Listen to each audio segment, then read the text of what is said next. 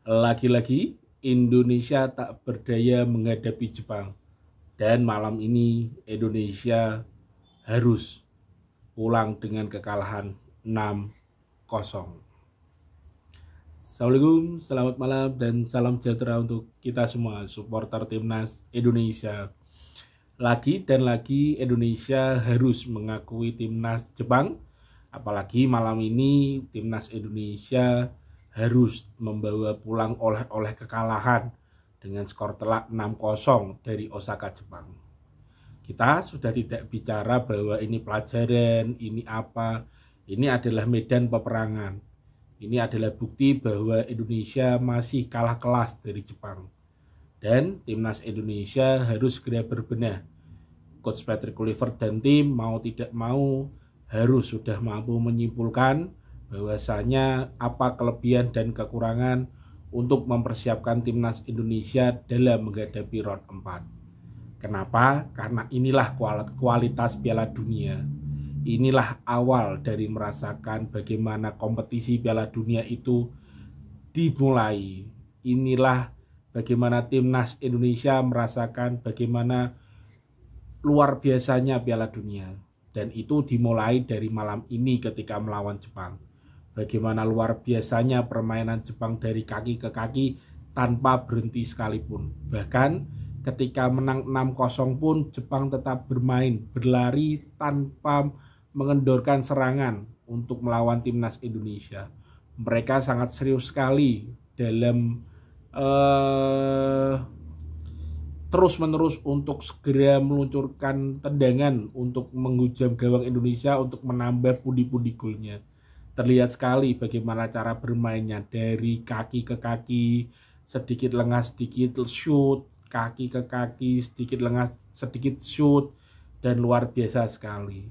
Dan timnas Indonesia harus mau mengakui bahwa malam ini hancur lebur, entah apapun alasannya. Ada yang bilang memakai formasi baru, pemain-pemain tidak yang jarang dipakai dimainkan dan lain sebagainya, whatever lah, bahwasanya bahwa ini adalah medan pertempuran. Meskipun memang timnas Indonesia sudah lolos ke round 4. Tapi inilah sejatinya pertempuran di Piala Dunia. Dan timnas Indonesia jika nanti lolos ke Piala Dunia akan lebih mengerikan dibanding malam ini. Jelas tim-tim yang ditemui di sana bukan tim sembarang tim. Piala Dunia kali ini 2026 akan diikuti 48 tim. Dan 48 tim itu adalah tim-tim yang luar biasa. Walaupun ranking FIFA-nya berbeda-beda, kita katakanlah 48 tim adalah 48 negara terbaik yang lolos ke Piala Dunia dan mengikuti turnamen Piala Dunia itu hingga selesai.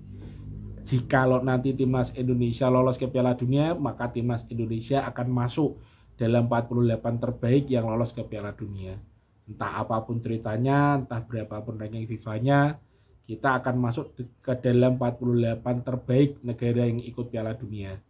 Dan siap-siap saja permainannya akan lebih mengerikan dibanding malam ini. Meskipun memang kita tahu Jepang itu siapa. Dalam sepak bola Jepang sudah mampu mengalahkan Jerman, mampu mengalahkan Polandia. Jerman sudah ya di level Eropa, Jepang ya di level negara-negara Eropa, Jepang sudah menjadi momok yang sangat berbahaya. Untuk dibanding dengan timnas Indonesia jelas beberapa kali lipat lebihnya dibanding timnas Jepang. Tapi sekali lagi bahwasanya tidak ada yang tidak mungkin, tidak ada yang terlalu berlebih untuk dikejar mulai hari ini. Jelas kita punya tim yang bisa diandalkan, meskipun terlihat jelas malam ini kita dihancurkan babak belur. Tapi kita punya tim, kita punya modal, sekecil apapun bisa kita manfaatkan untuk perjalanan menuju ke Piala Dunia. Kenapa saya garis bawahi menggebu-gebu terkait pertandingan malam ini bukan pelajaran, tapi peperangan sesungguhnya, yang mana peperangan itu harus diakui timnas Indonesia kalah hancur lebur di peperangan tersebut. Karena nanti ketika lolos di Piala Dunia, jelas bukan main-main peperangannya, lebih dahsyat dari malam ini. Tapi sebelum menginjak ke Piala Dunia, kita ngobrol ke round 4. Dengan model kekalahan ini jelas banyak yang harus dievaluasi oleh Coach Patrick Kluivert dan tim. Jelas kita ketara sekali, entah apapun formasinya, pemain lapis kedua kita memang masih kalah jauh dibanding pemain-pemain utama yang kita mainkan. Kita lihat sendirilah bagaimana cara bermain dan lain sebagainya. Bahkan pemain yang utama, kita sebut utama ya, kita coba untuk salah satunya Marcelino saja, Marcelino Ferdinand yang sering dimainkan dan dianggap pemain utama pun kewalahan sekali kelihatan ketika melawan Jepang. Tapi apapun itu kita tidak menilai satu demi satu pemain. Tapi kita mencoba merangkum bahwa banyak hal yang harus dievaluasi dan disiapkan timnas Indonesia, terutama menghadapi round 4 esok. Jelas masih ada beberapa bulan.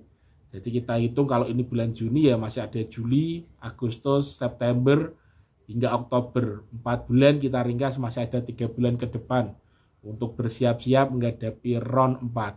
Karena September esok kan diumumkan Pak Erick Thohir selaku ketua federasi kita bahwasanya timnas Indonesia akan melakukan FIFA Matchday, pertandingan uji coba melawan Kuwait dan Lebanon. Kita lihat nanti di periode September ya, sembari memang Coach Patrick Kluivert dan tim harus segera menata amunisi yang sudah ada, memastikan atau memapping bagaimana baiknya untuk menghadapi round 4. Kalau ngobrol soal round 4 kita spesifikasi saja, karena memang apapun yang terjadi round 4 esok jelas negara-negara Arab yang mampu lolos ke round 4. Yang tidak kan hanya Indonesia dan menunggu pertandingan antara Arab Saudi dan Australia. Dan misalkan Arab Saudi bisa menang sampai 5-0, jelas nanti yang lolos ke round 4 Australia. Arab Saudi langsung lolos ke Piala Dunia. Tapi kan berat sekali ya, kita berandai-andai saja lah. Atau kita coba Arab Saudi tidak mampu melakukan itu misalkan. Jelas timnas Indonesia saja yang bukan berasal dari negara Arab. Apa itu keuntungan, apa itu kelebihan, apa itu kelemahan dan lain sebagainya kita coba telisik. Apapun nanti, siapapun nanti tuan rumahnya, mau Qatar kek, mau siapa, kalau misalkan Arab Saudi lolos ke round 4, rumornya kan Arab Saudi dan Qatar. Jelas kita tidak mungkin ketemu dengan Arab Saudi. Jadi kemungkinan dari grup A kita nanti akan ketemu Qatar ya, Qatar dan UAE. Di grup B kita nanti akan ketemu dengan Irak dan pemenang dari Oman dan Palestina. Kita sebut saja berarti kan tidak mungkin kita ketemu Arab. Bisa jadi kita bisa ketemu, kalau Qatar tuan rumah jelas kita akan ketemu Qatar. Yang kedua berarti kita bisa ketemu Irak atau pemenang Oman atau Palestina. Jelas itu Arab semua, tapi berkaca dari pertandingan yang sudah kita jalani di round 3 ini, ternyata banyak hasil positif yang kita raih dari melawan negara Arab. Karena timnas Indonesia sendiri kan berada di grup C dengan ada 2 negara Arab di situ. Satu jelas Arab Saudi, yang kedua adalah Bahrain. Dalam menghadapi Arab Saudi dan Bahrain, jelas kita punya pengalaman yang luar biasa mentereng di grup C. Kita bertanding di Arab Saudi dengan skor 1-1, kemudian kita bermain di GBK Jakarta, kita mampu menang 2-0. Kemudian dengan Bahrain kita main di sana 2-2, dan ketika bermain di Indonesia kita menang 1-0. Karena esok adalah sistemnya di tempat netral atau di kandang Qatar misalkan, jadi kita akan bermain 2 kali dan langsung menentukan.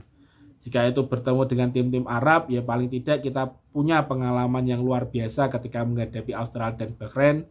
Semoga bisa dijadikan satu keuntungan untuk mereview dan mempersiapkan diri melawan negara-negara Arab. Karena mau apapun itu jelas timnas Indonesia akan berhadapan dengan negara-negara Arab dan harus siap. Apalagi jika nanti kita ketemu Irak lagi, ya kita harus siap karena ada pengalaman menarik dengan Irak, karena timnas Indonesia di round 2 hancur lebur melawan Irak. Kalah 5-1 di Basra, kemudian kalah 2-0 ya. Apa 2-1 ya di GBK saya lupa. Ininya kita total sama-sama kalah. Dan Itu adalah hal positif yang bisa kita siapkan mulai dari sekarang dengan menilik pemain dan lain sebagainya yang merupakan tugas oleh Coach Patrick Kluivert dan tim. Sekali lagi bahwasanya timnas Indonesia belum benar-benar luar biasa sampai hari ini, itu menjadi catatan dan perlu digarisbawahi. Kita masih berjuang untuk menjadi luar biasa, tapi hari ini kita belum benar-benar luar biasa. Apalagi kekalahan melawan Jepang tadi, jelas itu merupakan cambuk untuk perbaikan di segala lini. Kalau ngobrol panjang, terlalu panjang ya, tapi kalau ngobrol untuk persiapan ke Piala Dunia menuju round 4 ya mau tidak mau memanfaatkan pemain yang ada ini. Entah nanti ada tambahan naturalisasi atau tidak, tapi jelas pemain-pemain yang ada sekarang harus dimanfaatkan dan harus dicari kelebihan-kelebihan untuk menjadikan formasi yang luar biasa. Karena ketika kita kemarin bermain apik melawan Bahrain, bermain luar biasa melawan Cina, nyatanya kita bukan siapa-siapa ketika bermain melawan Jepang. Tapi ya sudah, dalam perjalanan ke Piala Dunia panjang, yang ada di depan mata adalah round 4. Kita selesaikan round 4, Coach Patrick Kluivert dan tim, kita selesaikan dan kita langkai round 4. Semoga bisa langsung juara 1 di grup yang dibagi 2 di round 4 dan langsung lolos ke Piala Dunia. Karena akan berat nih, kalau round 4 sendiri kan sebenarnya 6 negara yang lolos kualifikasi round 3 ini dibagi 2 grup. Satu grup ada 3 tim. 3 tim itu akan bermain di dalam satu grup sebanyak 2 kali masing-masing tim. Yang juara grup akan langsung lolos, masing-masing juara grup berarti ada 2 tim yang langsung lolos ke Piala Dunia. Dan nomor 2 akan saling ketemu dan yang menang akan playoff melawan negara Afrika kalau tidak salah. Tapi apapun itu harus disiapkan mulai sekarang oleh Coach Patrick Kluivert dan tim. Semoga timnas Indonesia bisa siap dalam menghadapi round 4. Siapapun tuan rumahnya, dimanapun kita bermain, kita harus siap. Cukup malam ini bukan pelajaran, malam ini adalah kekalahan kita dalam pertempuran di perjalanan menuju Piala Dunia. Tapi apapun itu, harus mengambil kesempatan dalam kekalahan semalam, bahwasanya kesempatan itu adalah evaluasi yang segera dilakukan oleh Coach Patrick Kluivert dan tim.